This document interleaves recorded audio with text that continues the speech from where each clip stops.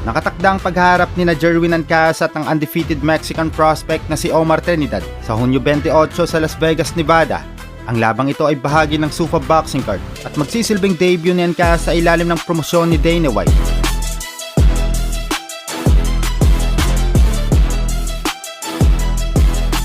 Nakatakda ang paghaharap ni Jerwin Ancas at ng undefeated Mexican prospect na si Omar Trinidad sa 28 ng Hunyo sa Las Vegas, Nevada.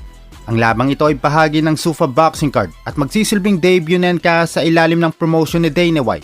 Si Omar Trinidad ay mayroong panalo na 20 wins, 0 loss at 2 tabla na laban.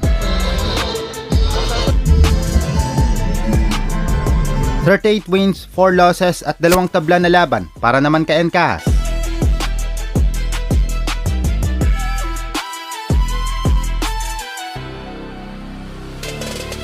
Anyos na si Omar at 34 anyos si Ancas.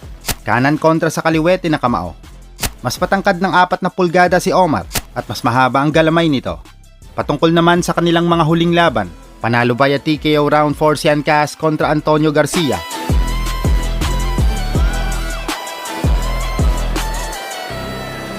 At panalo via TKO round 10 si Omar kontra Max Ornelas.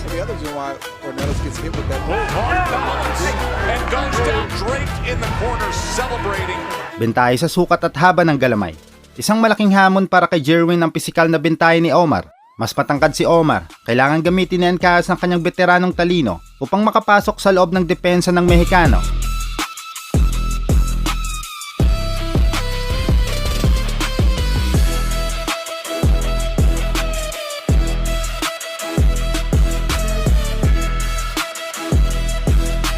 Eksperyensya laban sa momentum. Si Jerwin ay isang dating long reigning IBF Super Flyweight King at may mas malawak na karanasan sa mga world title fights.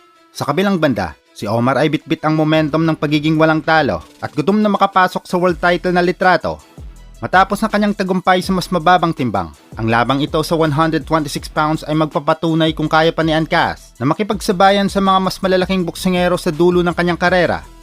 Bilang co-main event ng SUFA Boxing 8, ang panalo ay krusyal para kay Ancas at muling makalapit sa tsansang maging world champion sa bagong dibisyon. Sana manalo ang kababayan natin.